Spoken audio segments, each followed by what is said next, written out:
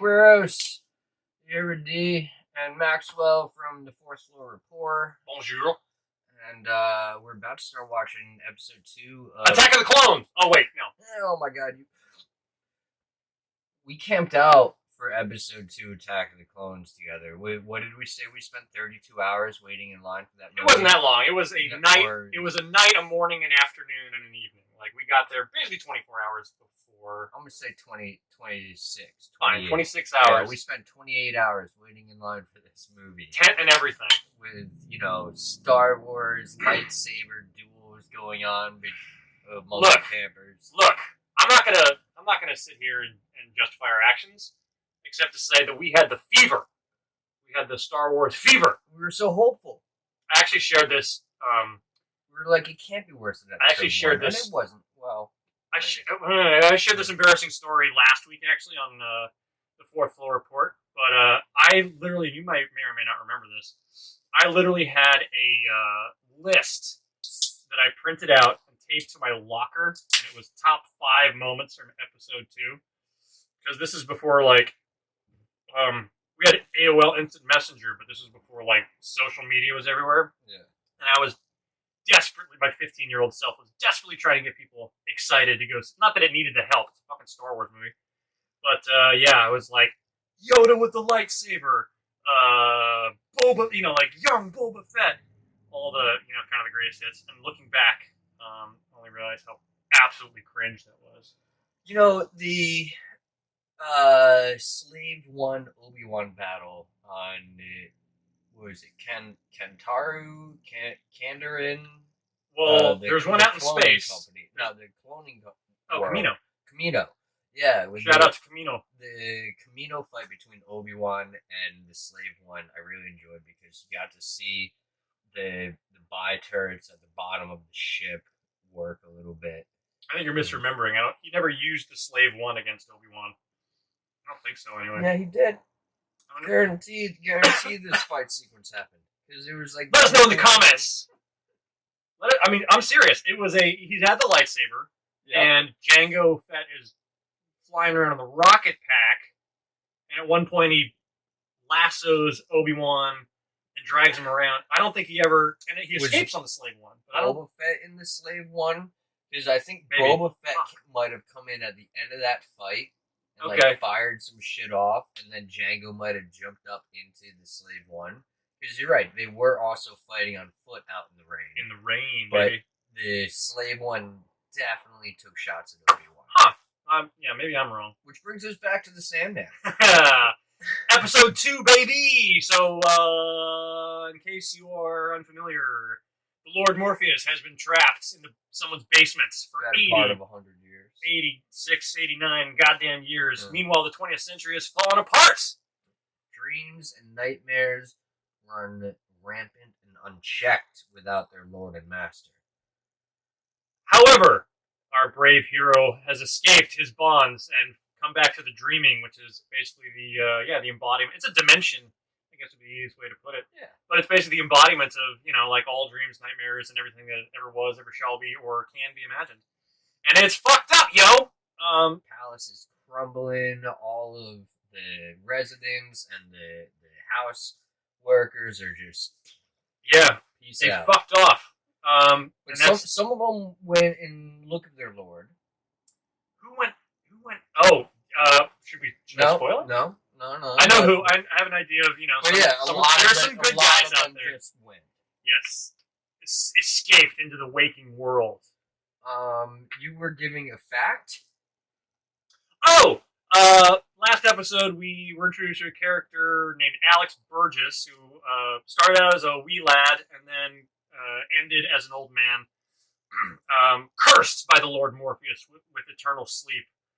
And I was hunting around, because there's a couple of shots of this super old guy in bed, and I was looking around for a Winnie the Pooh doll, which, if you read the comics, much later on, a character comes back to that very manor, and old Alex, the boyfriend that's still mobile, is still around, and he tells a story of how one of the visitors to that old manor back in the day was A.A. Milne, who who wrote Winnie the Pooh, and he says something to the effect of like, I think we even have one of the original Winnie the Pooh dolls, kicking around here somewhere, and then you do see it. This is in the kindly ones, by the way. It's the very, very end. That's at the big galaxy-ending climax of the series. But yeah, you do see a little Winnie the Pooh doll. So it would have been a really nice. I'm keeping an eye out for them little gems. You know what I'm saying? And it sucks too because you got to think about some of the gems that they can and some of the gems that they cannot bring in because of license. Martian Manhunter. Yeah. Although I did just see at the end of the credits, this is a Warner Brothers release, and Warner Brothers and DC are very tight. Thick as thieves, they are. So I gotta imagine it was a combination of budget as well as permissions. And like maybe they would have had permission, but for a number that just wasn't worth it for the budget and the storyline. Yeah, I think even though WB is DC's parent company, such as it is, I think that between the TV rights and the movie rights, it just is a very tangled web indeed. Stupid freaking lawyers. Episode 2 though. Want to count it down? Titled Imperfect Hosts. If you're following along, we're going to count it down. 3, 2, 1, play. Oh, wait, we need to put our... Oh, no. The music. Oh, it's I'm a still great soundtrack. Yeah, I'm still... Let's let the credits roll this time, just so we can... I want to know who composed this bitch. Mm-hmm. We let him roll last time, too. We didn't skip anything. Oh, I didn't see... I was talking to the...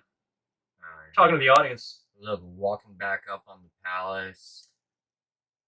Oh, my 3 buddies.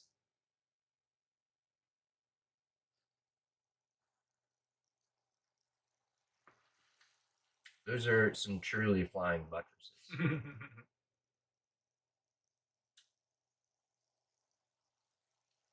I mean, they're just normal buttresses that are broken. Sorry, the architecture nerd. What they are, they're fly. Yeah, they are some fly buttresses. Oh. Super fly buttresses. Oh, shit.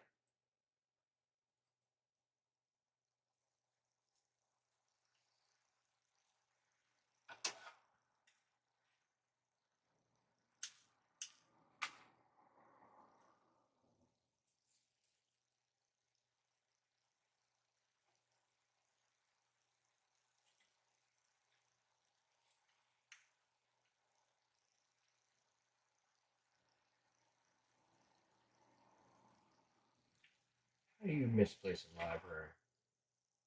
Forget.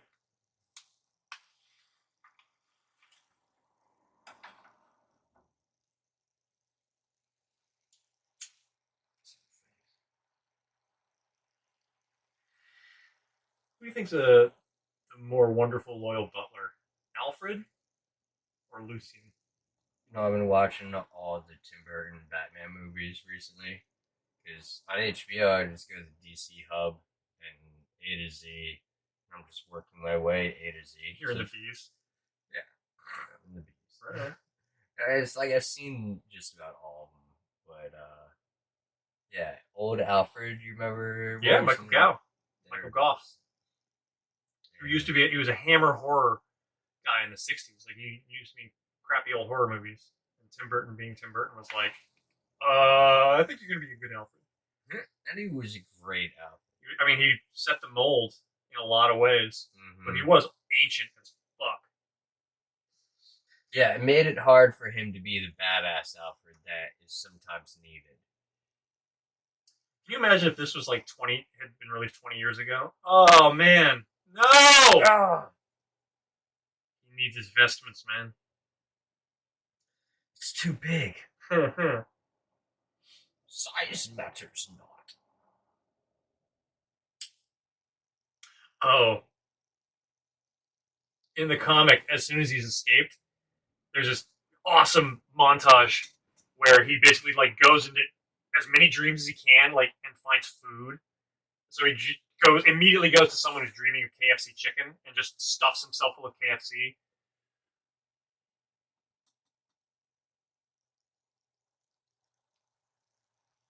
Oh, this is kind of a Tony Stark thing. Like, what am I without my tools?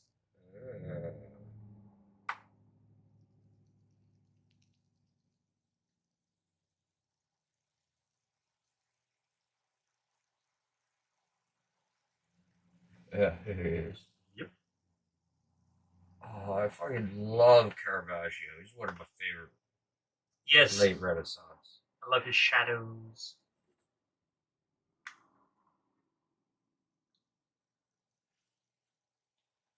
Oh, is this Johnny? Like the baby? Ethel Cripps' kid?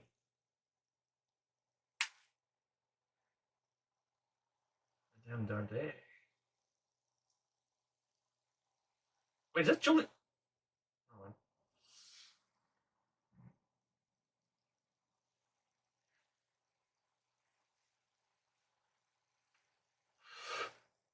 nice. Ooh.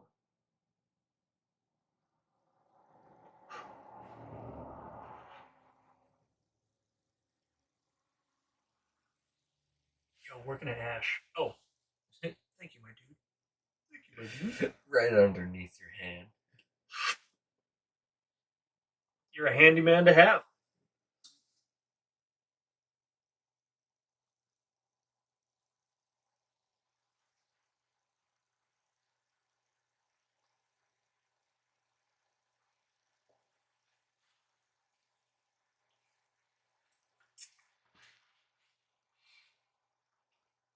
Who could it be?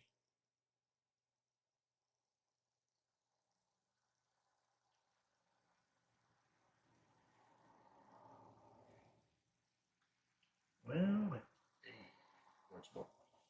you saw Logan, right? I did. That's my man from Logan. The Wolverine. That's Yeah. a living breed. I My thought that favorite. voice sounded real familiar. Yeah.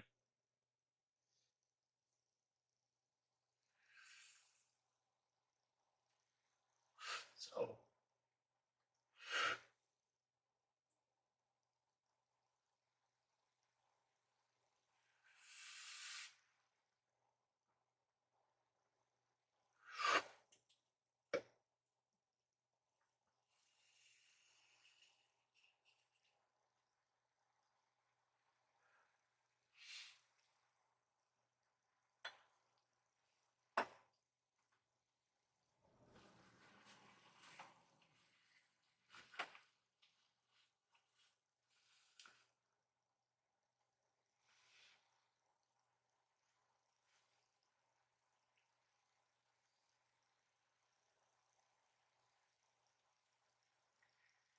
ganked his shit.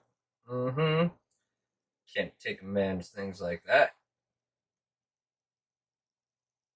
Meanwhile,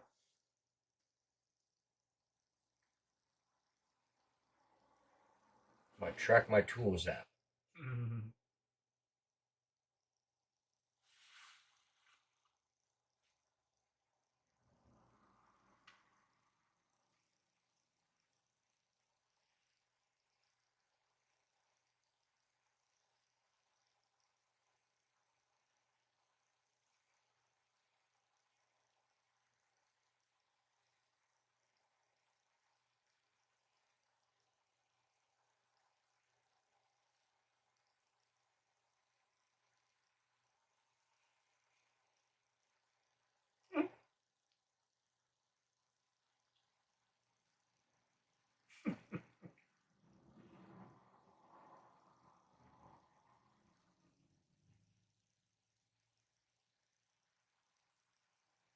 Yeah. but you just said we don't interfere with each other's. You know, he's a very. He's not a perfect character, which is wonderful.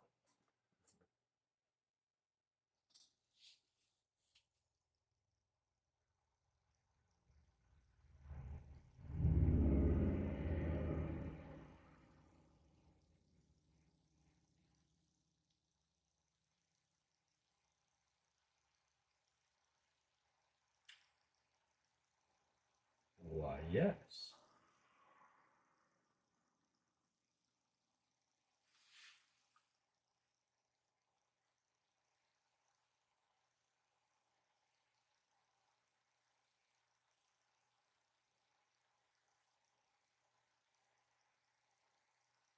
Mm. The House of Mysteries and the House of Lies.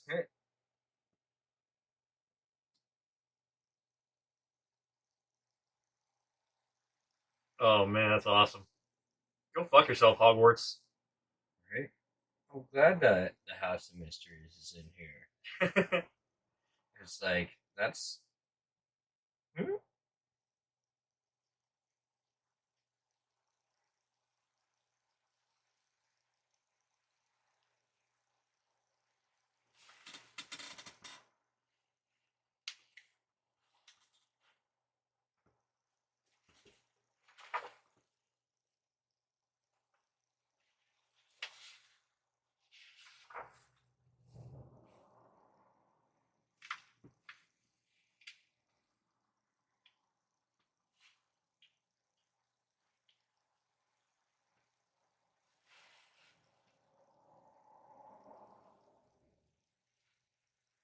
What's up, brothers?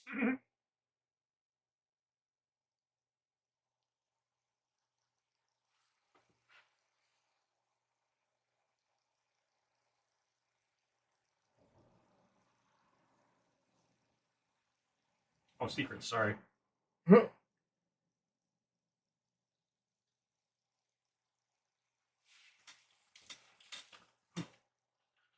Pencil I had.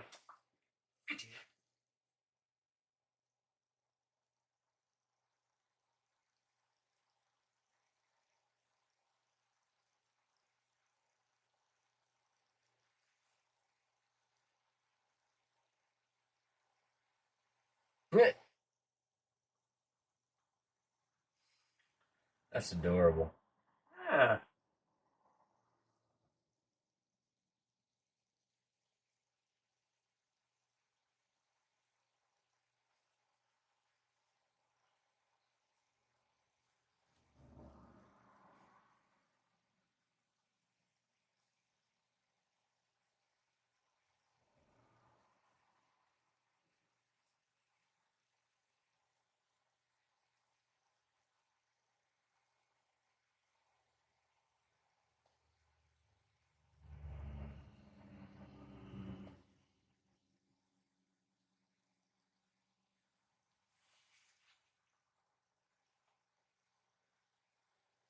Oh.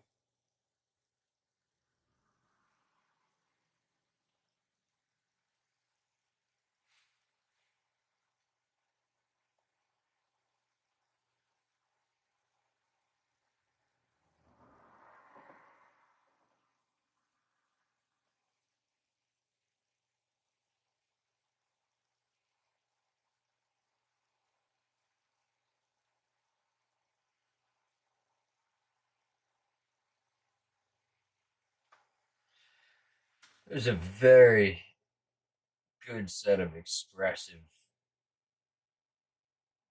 faces on that dragon there.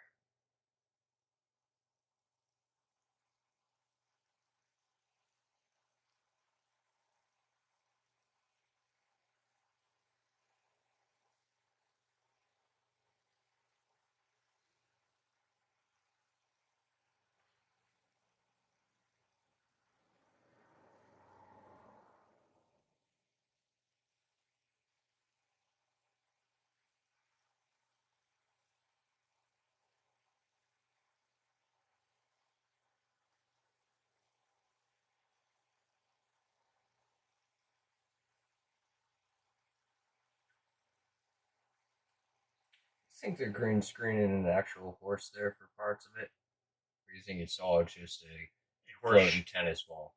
It's probably a horse-shaped green object that he can interact with. That makes the most sense.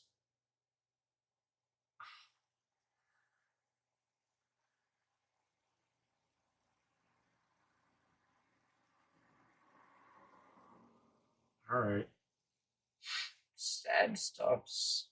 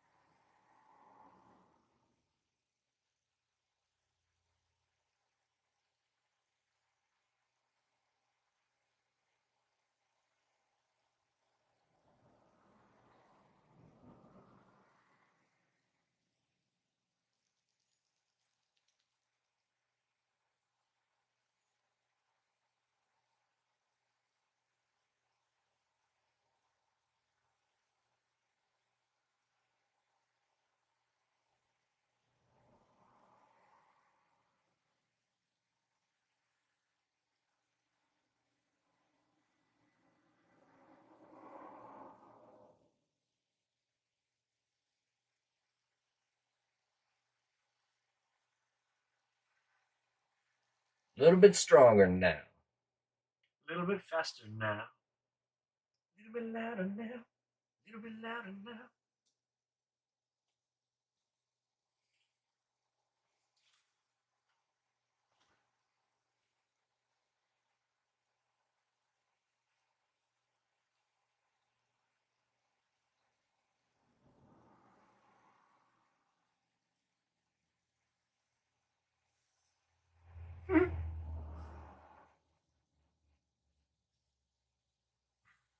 Yeah. You'd be worried.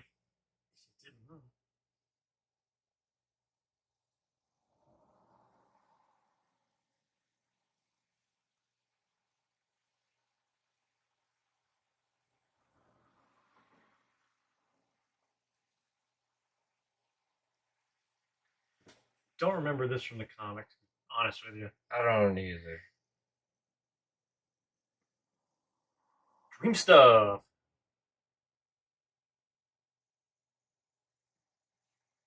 Get a load of this apartment.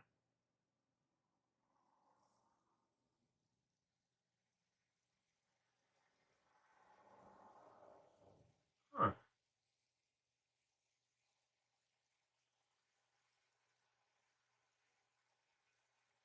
It's a heck of an ass bun. Big ass.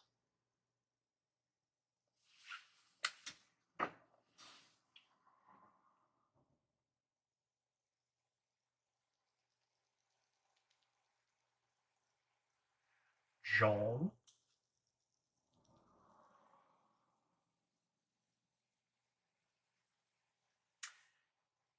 Huh. Suck him particle by particle into his palms. Yeah, I mean, a little bad dream.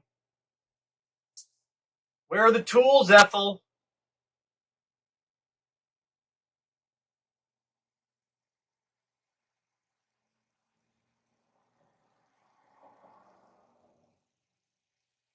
Oh, I like that dock shape.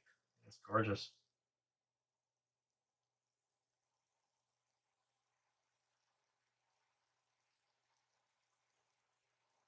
Mm.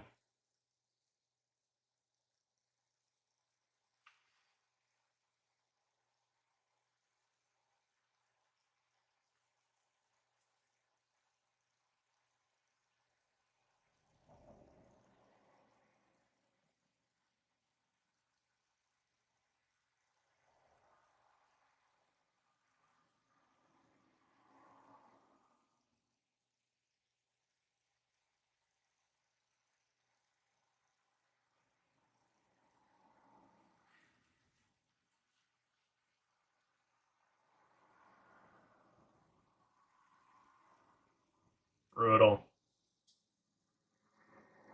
In those shots where he right there, like he has the reflective things. Yes, like that's the fucking Morpheus, yo. Look. Like I get why it would probably be impractical for him to wear like blackout lenses. Probably. Shit.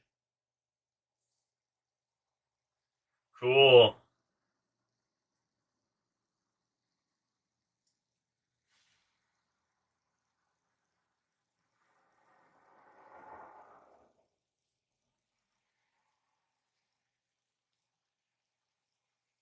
Awesome.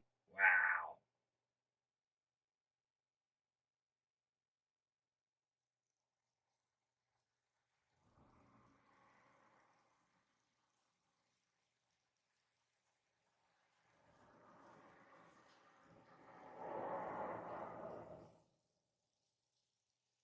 This is so rad.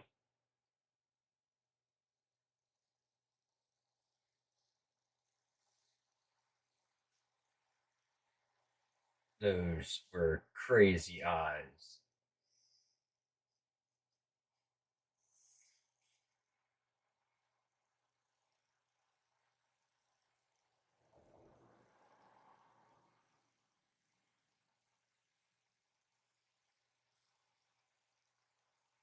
Don't do it, Morpheus. Oh no.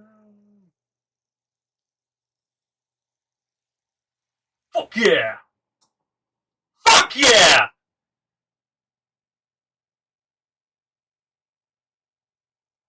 Fuck no!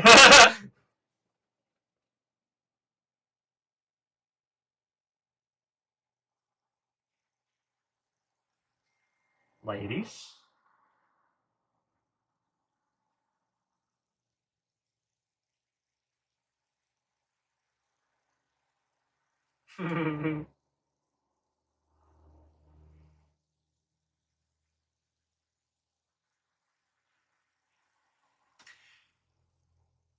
He's a little saucier than I expect. Mm. You know? The actor.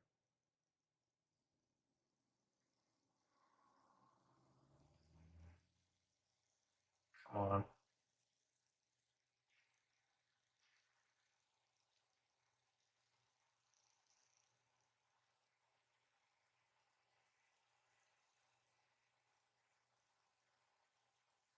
Yeah, the budget on this is insane.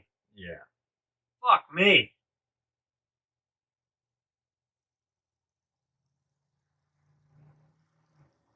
Interesting.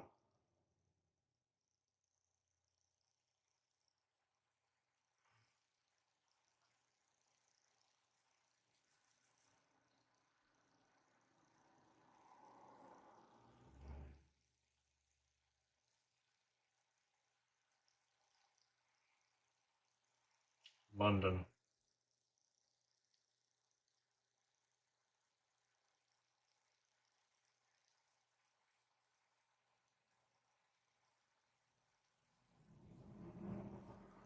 Ooh, yeah.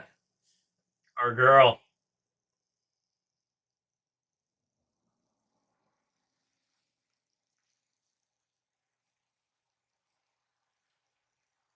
It's 2 questions.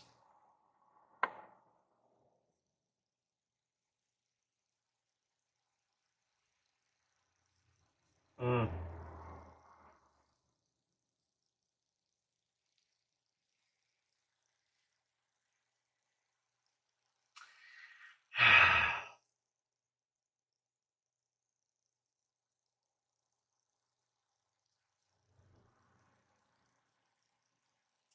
Sorry.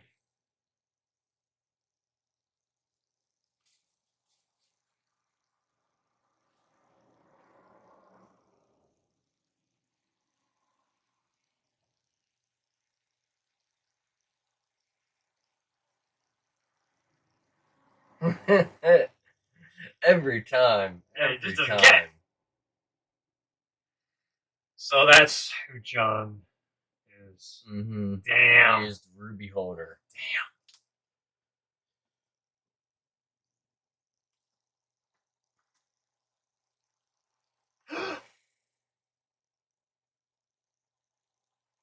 Oh! I mean, do you have a guess? If you recall? I mean, no. No, I don't. All I'll say is it's an egg. Since it's kind of obvious. I won't say what it is.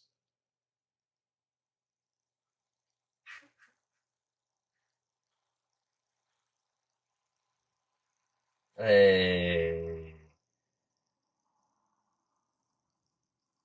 Boy, they're still talking? This is like... It's taking all night.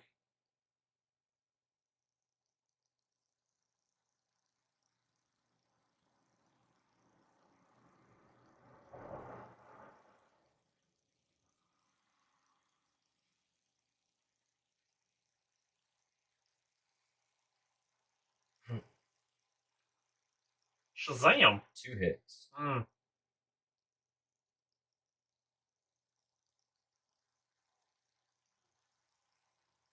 Ouch.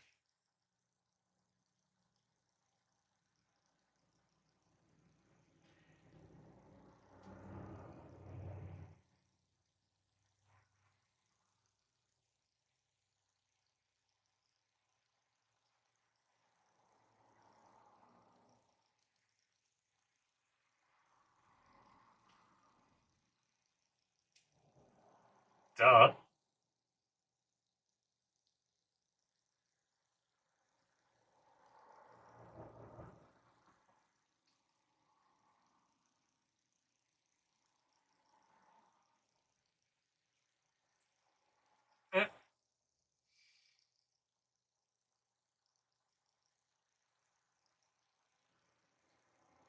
Yeah, oh. I thought they were going to use that samurai sword at some point.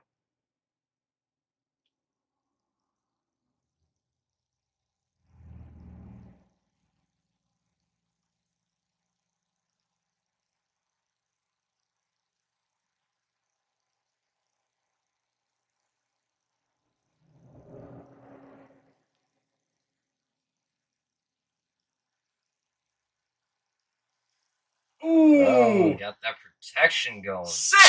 Nice work, Ethel. Protect, +1. Mm-hmm.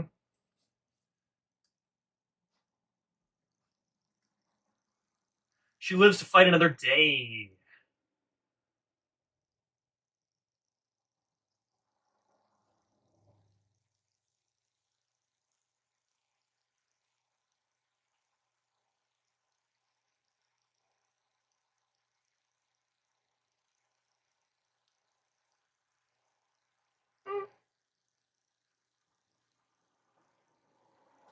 I don't think they kept his stutter. No. Bummer. I thought it was such kind of an essential part of his character. He was a stutterer in the graphic novel. Added to his vulnerability. Goldie! Oh my god.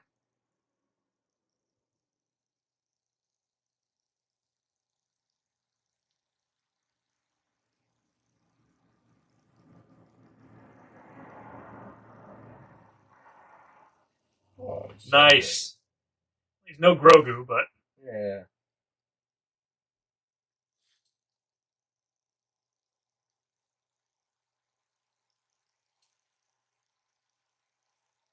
Golly guts.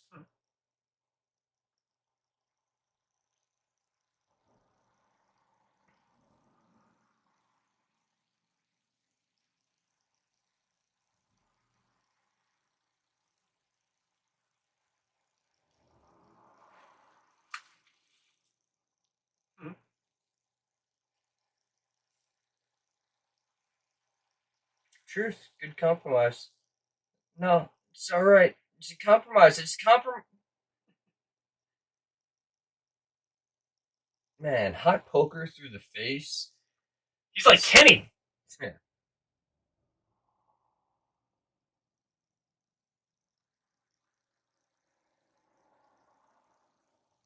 Is she still in Buffalo?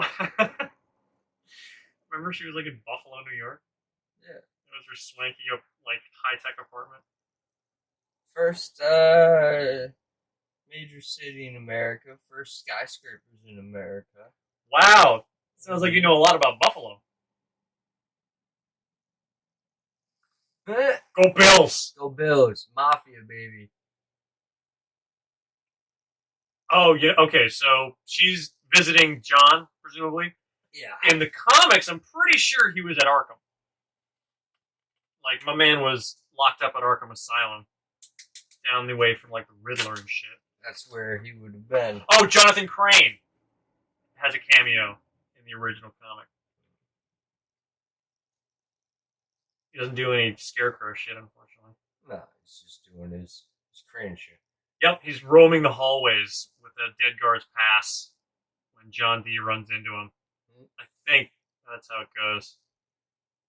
And you got a lot firmer memory of the storyline than I do. I definitely read it a couple times over.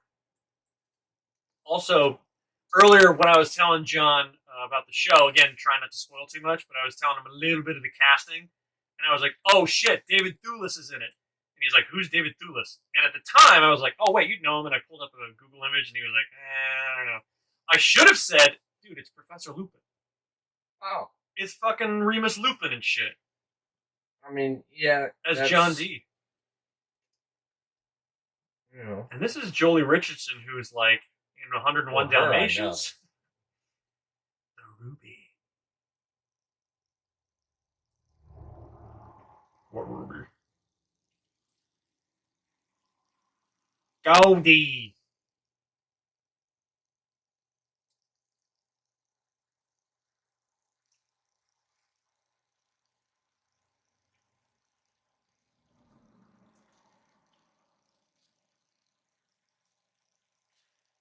Mm-hmm.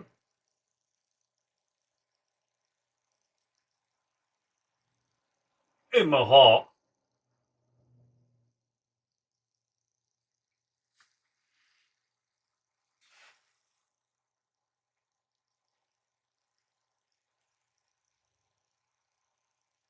Look at little Yoshi.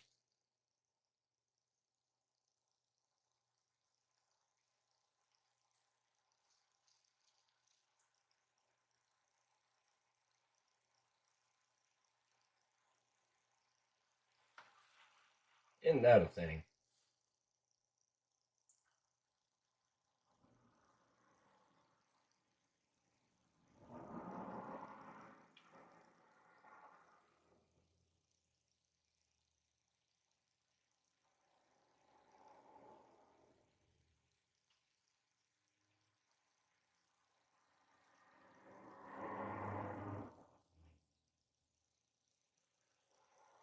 Hmm.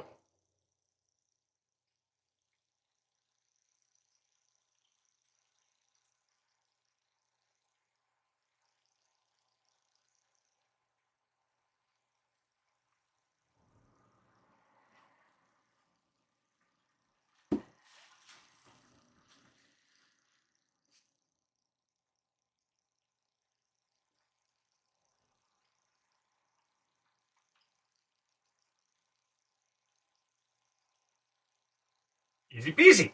Yeah, right? In hell. Wow. Fuck yeah, dude.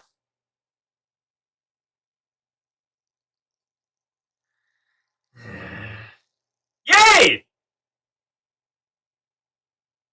Oh. Can't stand that heartbreak again.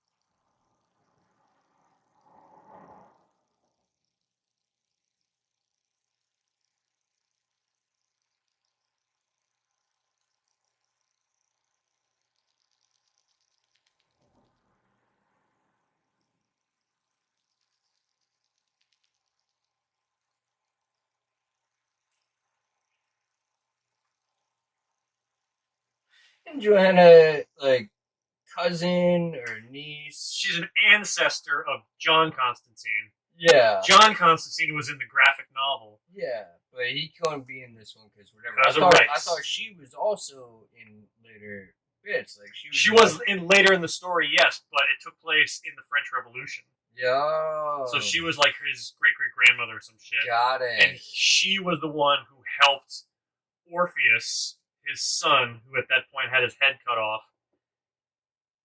It's a lot, but essentially it's a story about her smuggling a severed head, doing a dream a favor by smuggling his son's severed head out of revolutionary Paris. Yes!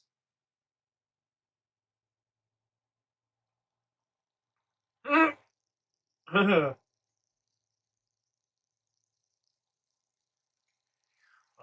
aren't you just Johnny Know Everything?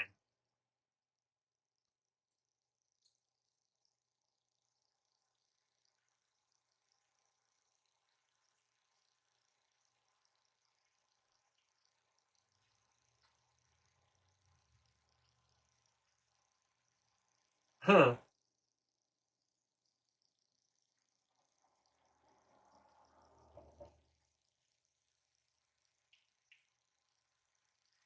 It's not true.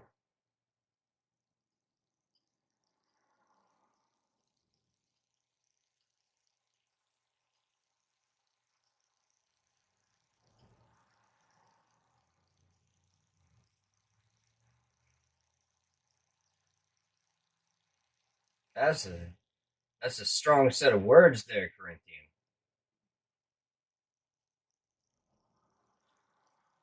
Huh. Wonder how he got back.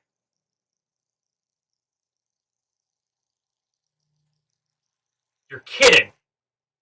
We gotta do at least. What do you? That was a short one. That was a short. I mean, it was still like 40 minutes or so. Well, hell. Thoughts? A lot of setup.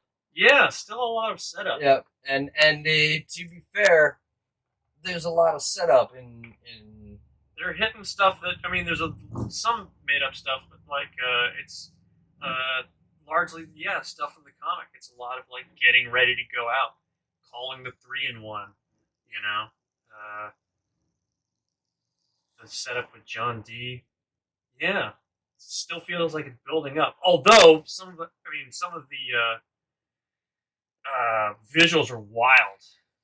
Yeah. You know, like him grabbing the crossroads out of the dreams of a Cambodian farmer. You know, grabbing a snake. Man, oh man, yeah, visually pretty fucking astonishing. But yeah, it still feels like the players are still, the chess pieces are gathering, you know. And they even go so far as to set it up in dialogue, where it's like, first I'm going to get my sand, then I'm going to go get my helm in hell. It's a little like declarative, you know. I mean, it is laying the tracks of like where a first timer might expect, you know, this series to go. Yeah, and you know, as much as we love the graphic novels and the story and all that, it's a new story for most folks who are going to be going after it. And, absolutely. And even, you know, for everybody coming back to it, it's like, oh yeah, you know, here's what's got to happen. This is what we're going to do. Mm-hmm. It's almost like a previously on last episode, you know. And yeah, you know, I'm not sure. I mean, time will tell, I guess, as we watch this series, whether that's kind of a good idea or if it's, you know, kind of more like, oh, they're kind of over-explaining everything because there's a lot to explain. Yeah, I mean, I'm imagining in our next episode we're going to start seeing a little more display of power and action telling as well. You know, I think so. It feels like they're at that point in the arc for yeah, I mean, he's finally on his way. Like the overarching kind of story of that first kind of big batch of issues was like he has to get his shit back one by one, and now he's finally getting. You know, it's a 3-act structure almost, a bing bang and a bongo. So yeah, dude, I'm still really excited, and I you know, it was kind of interesting how he was like, no more ravens. You know, like I'm done having a raven. He's gonna get the raven. I think they just need to tease that out a little. Yeah. And I forget how exactly. You know, it's supposed to be the soul of a dead guy that's in the raven. Like it's a guy. It's Matthew is a character who, or a guy who lived, you know, a life, and for one reason or another, I think his soul was transposed into a raven to serve the Lord Morpheus, as kind of it has been since kind of like time immemorial. Although I think like his first raven, I think was name dropped as Aristarius of Marmoria, which sounds very, very like Hellenistic Greece. Aristarius of Marmoria. Which again, like I don't know if anyone is in the comments. If anyone's read the Sandman recently, it's a one throwaway line in later in the comics, you know. But I think he was Matthew or someone who was talking about like, yeah, the first raven was Aristarius of Marmoria. Maybe it was just a raven he was talking to. Anyway, yeah, dude, like it's such a rich lore, and I hope that you know.